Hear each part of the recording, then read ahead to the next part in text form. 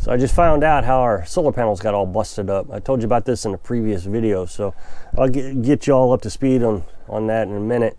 I've had to do some work on them. They're skitty. Everybody likes to see skitty. World famous cat. So I had to do some work on them because they got all busted up.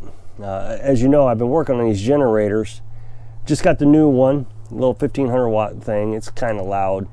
Some suggestions I've been getting in the comments on how to quiet down. I'm not sure it's important that I quiet down, but I appreciate the suggestion. I've thought about building a box for it, but I just don't know if it's even worth the time and the money. And then that old generator, we had a 4-year-old generator. I changed out the carburetor and showed you a video on that. Runs like new. I'll put an up next box on that video at the end of this video. Before I get started, I wanted to show you again, a lot of people like seeing this, Carolyn's daily project. These are sunflower seeds.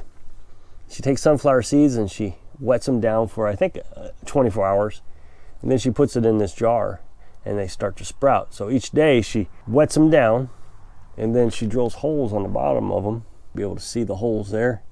And then so she wets them down and lets it drain out, that way they don't mold. And I think she lets them grow for about 3 or 4 days, each day rinsing them off. If they stay in this thing too long, they'll start to stink and mold, and you don't want to give mold to the chickens. That'll make them sick.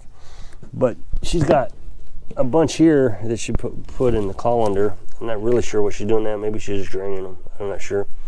But the chickens sure do love eating these. And that gives them protein. We can give them lots of different foods like rice.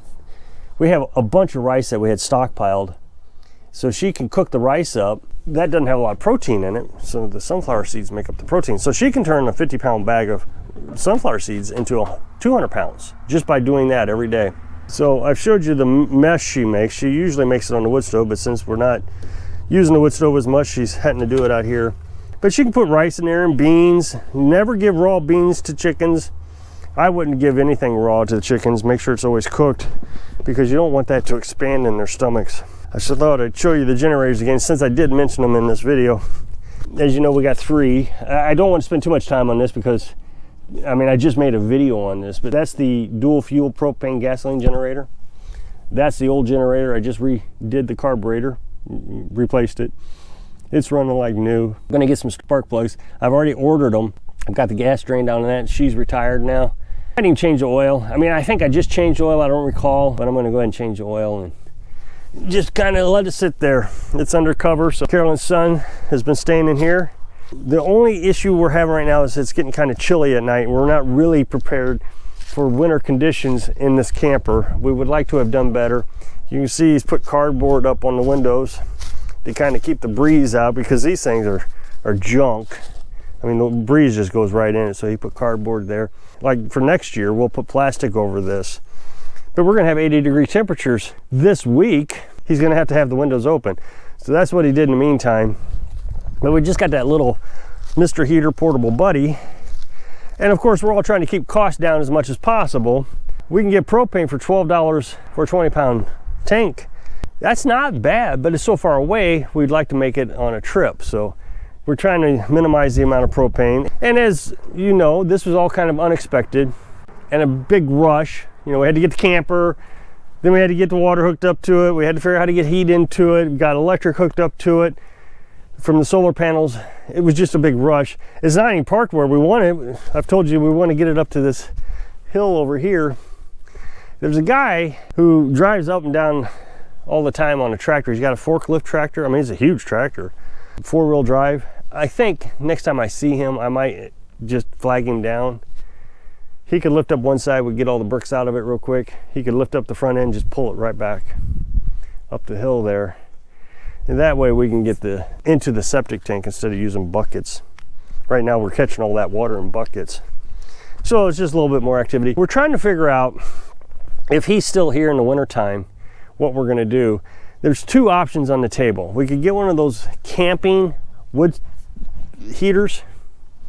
They're real small, I mean just tiny. And people put them in tents. They sell them on Amazon.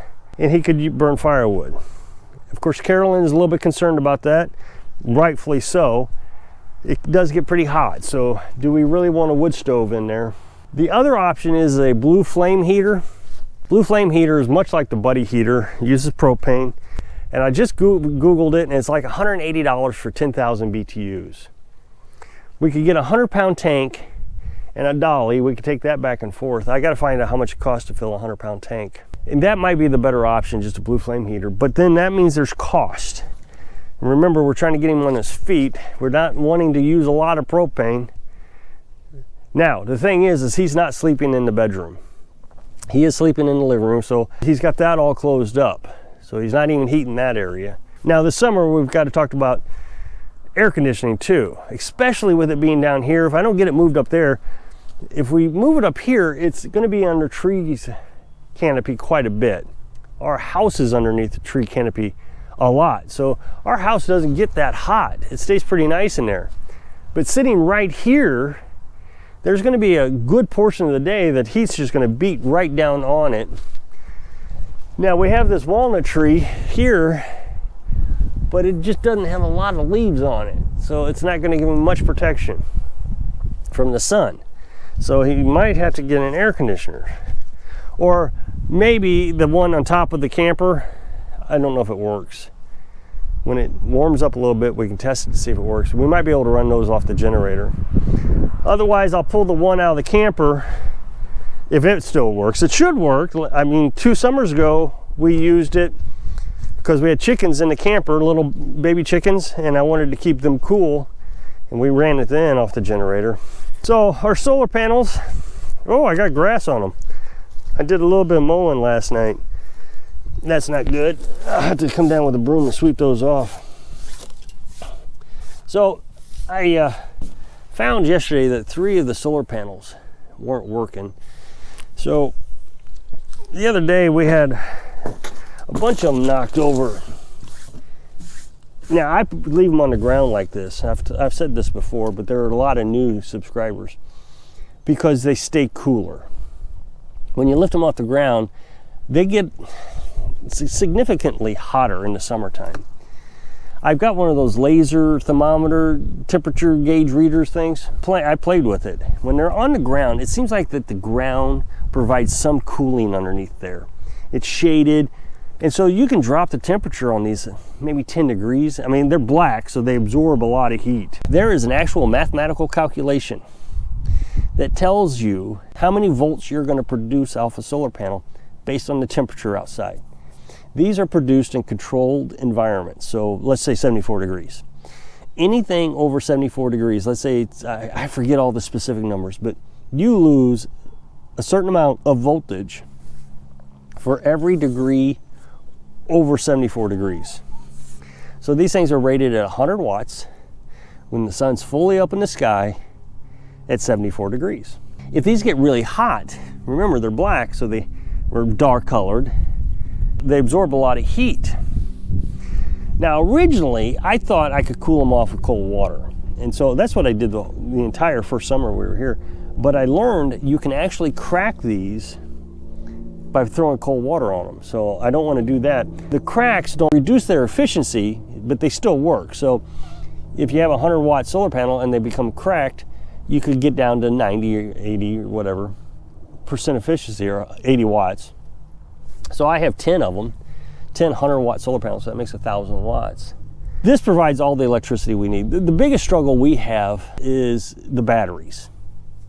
And I know everybody has an opinion about batteries, but the thing is I also have an opinion about batteries, and I like the system we have. If you want to get lithium-ion batteries, by all means go get them. There are people in the comment section that also say, I don't like lithium-ion batteries. My problem with lithium-ion batteries is in my world, I have to use them in temperatures that are going to get below freezing. If you live in a van, I understand there are a lot of van dwellers in my audience. If you live in a van and you can keep your van warm, I'm sure they work fine. I know some of these really expensive batteries have heaters in them, but remember, if you're using a heater, you're using electricity. So I use lead acid batteries. I feel like I am an expert on lead acid batteries. I look at lithium ion, look at my phone battery. They say lithium ion is supposed to last 10 years. So you spend $1,000 for a fancy battle-born battery, and you're gonna have 10 years of use out of them. Now that's never been tested. These batteries are they're not even 10 years old yet. So how can they say they're gonna last 10 years? But that's what they say. But then when I pick up my phone, my battery lasts a year, maybe 2. Well, you're charging it incorrectly. Well, I'm gonna be charging Battle-Born batteries incorrectly too, because I can only charge it when the sun's up. How's that gonna work?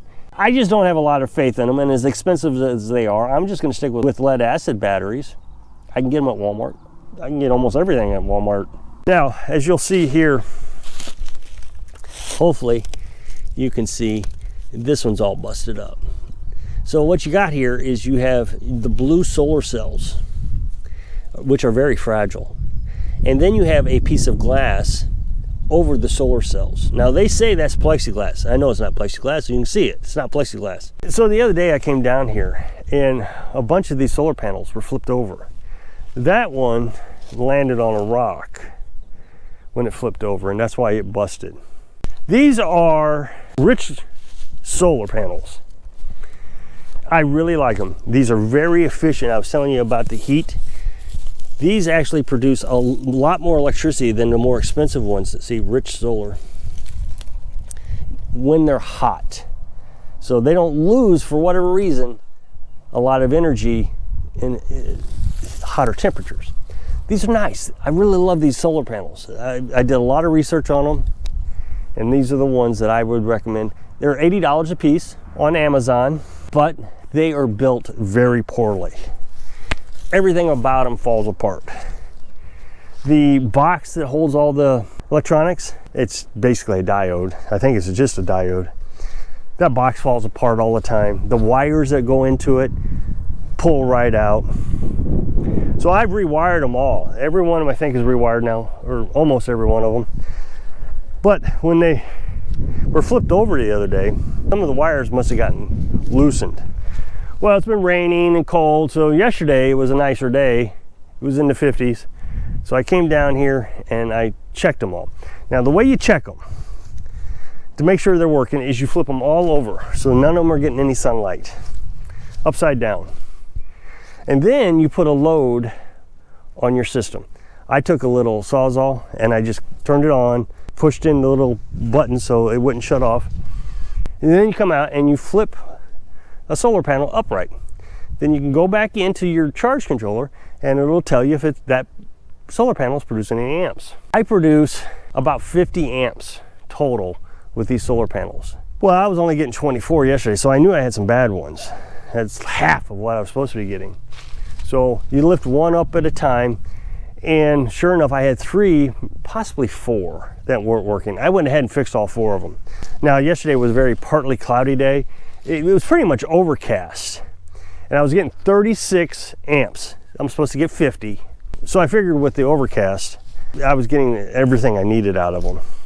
Now, the only way to really check this again is to go in there and put a big heavy load on it, because what happens is, as soon as sunlight comes up, even though the sun isn't directly on them, it starts charging the batteries. As the batteries get more and more charged, the charge controller drops the amperage on what they're supposed to get. Even while you're checking them, that amperage is dropping because the charge controller is saying, oh, the batteries don't need it anymore. So you got to put that load on there so the charge controller will feed maximum amount of amperage out of the solar panels to feed that saw or whatever it is your load is. But what happened is that we had a big windstorm, got up to 50, 60 mile an hour gust of wind, and it flopped everything over here. It was pretty bad. We just parked the camper, so I had the roof disconnected from the well house. I have it screwed on, but I hadn't got it screwed back on, and that well house roof flew off and hit the camper. These all flopped over, and I busted them. That's the only downside to them not being secured to the ground. Now, all that being said, this is the first time it's ever happened out of 3 years, so it's not that bad. What is bad is hailstorms. It couldn't have hit that rock very hard. I mean, that one just flipped over and hit a rock and it broke it. So a hailstorm would cause significant damage. Just want to mention, you can buy off eBay and different things hail damaged solar panels. Now, let's say you have a hail damaged solar panel, it's a 100-watt solar panel. Even with the damage, it's still going to produce electricity. It may not produce as much electricity but it will produce some. So if you can get a hail damaged solar panel, let's say it's 100 watts, and you can get 50 watts out of it, that's still pretty good. And I will probably buy those in the future. So if you click this up next box, take you to a video where they're wanting to issue a warrant on me. So if I can inspire you to work through the problems, even when your neighbor Wendy knocks your solar panels over. Thanks for watching.